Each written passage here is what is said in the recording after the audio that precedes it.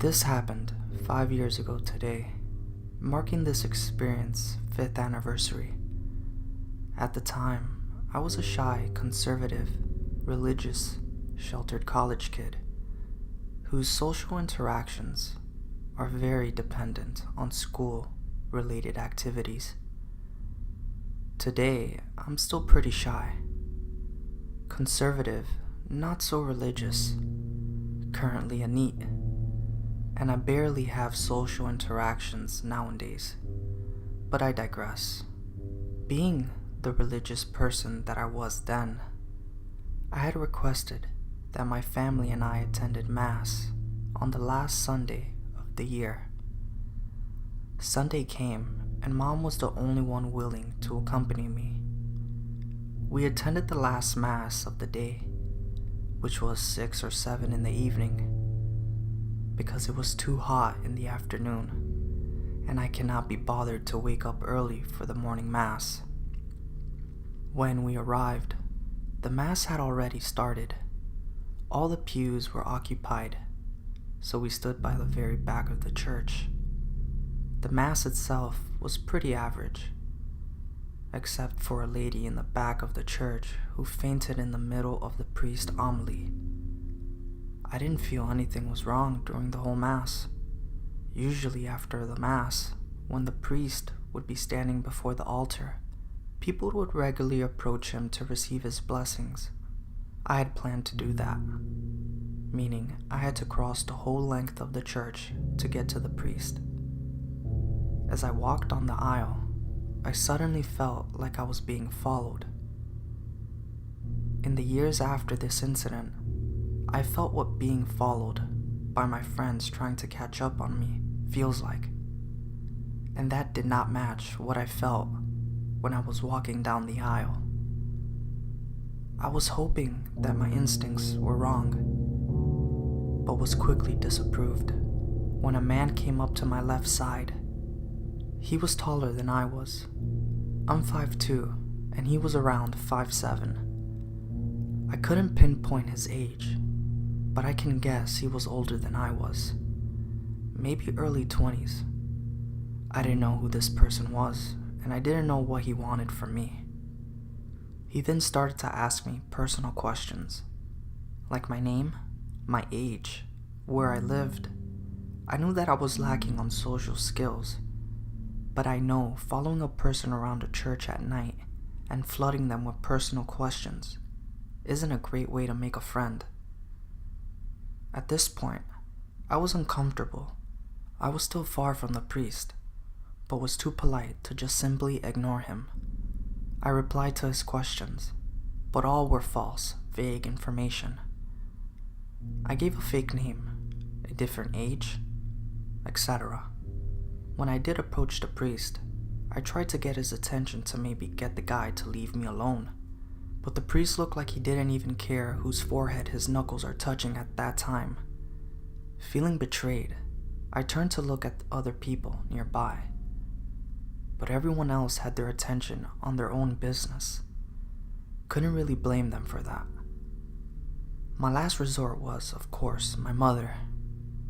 I turned around and sped walk my way to the back of the church, but as I neared the spot Mom and I stayed earlier, she wasn't there anymore.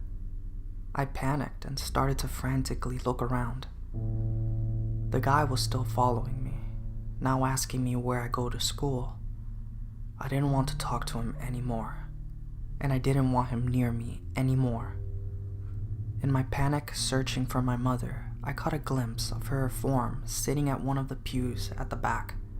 I darted straight to her and squeezed my words out, with no pause, that I was being followed and we need to book it out of the church.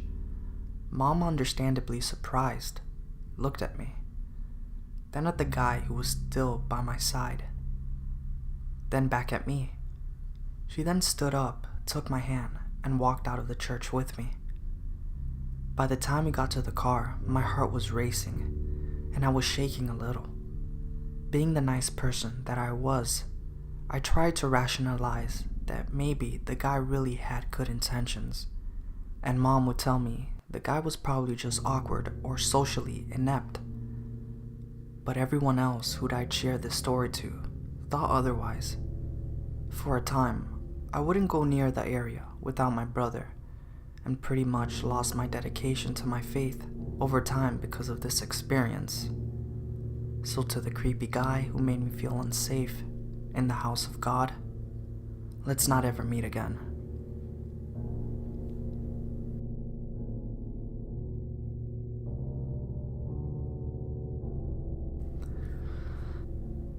I used to live in a townhouse, duplex, by myself with my dog and 2 cats near a train station. There were often commuters who park outside my place and pass by through the day and night. Occasionally, I had cigarettes or stuff stolen from my front porch. I even had my next door neighbor's ex-boyfriend come to my door telling me he had a hitman after him and he had a gun. But none of this scared me like the night I was watched. My dog lives indoors, and I would take him out for a last wee before bed. My backyard light was broken and was up too high to change the bulb, so I always took him out the front. That night, it was around 11 p.m., and I took him out the front. It was a hot summer night, and I was mindlessly standing on the footpath when I saw movement across the road from me.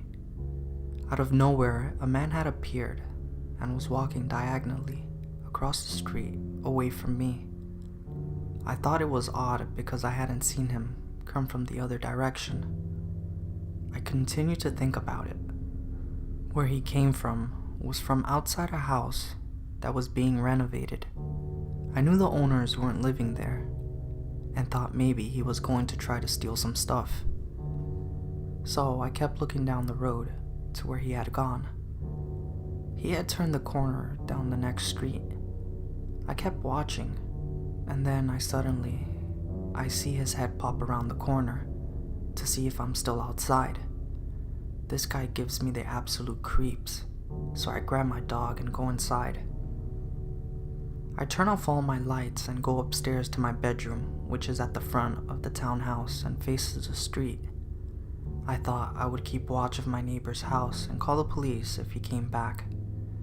I peered through my blinds, which cover sliding doors, combing off a small balcony, and like clockwork, I see a dark figure walk down from the corner and down my street. He's moving towards the house across the road, and then I suddenly lose sight of him. A tree in front of my townhouse obscures my view for a moment, and then he is there. He's not just there, he has stopped at the top of my driveway, standing there like fucking Jason Voorhees. I kid you not, his arms were out by his side and legs apart in an unnatural stance, like he was preparing for something, like he wanted to come kill me. My heart is racing so hard, I can barely hear, and I'm standing there slack-jawed, looking at this would-be assailant when one of my cats comes to see what's happening. My cat slides his body between the blinds and window, further opening it, and I see this person, this man looking up towards me. I'm thinking surely he sees me. If he does, this doesn't stop him. He starts walking down my driveway. Undeterred and fixated, I lose sight of him under the balcony. By this time, my eyes are watering in fear, and tears are streaming down my face. I don't know what to do. I go sit on my bed, I pick up my mobile, and dial my dad, who lives a suburb away. He answers. I whisper to him what was happening, and he said he will be there as soon as he can. I lie down in my bed and lie as still as I can, tears rolling down my cheeks, pure fear, not knowing what this man was doing downstairs, and if he could get in. What if I hadn't locked the doors? And then it dawned on me. Why am I lying here in the dark crying? Turn a light on. So I did. What seemed like a lifetime, but was probably just a couple of minutes. Later my dad arrived.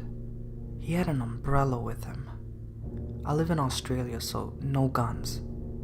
But he could have at least brought a knife.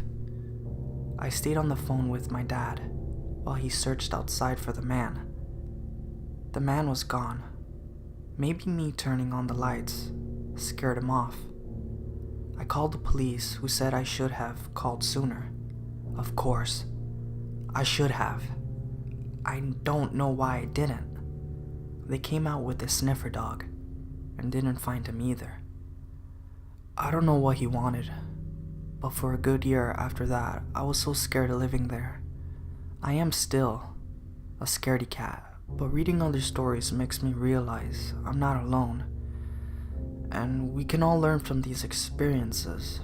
So I know what to do if something scary happens the next time.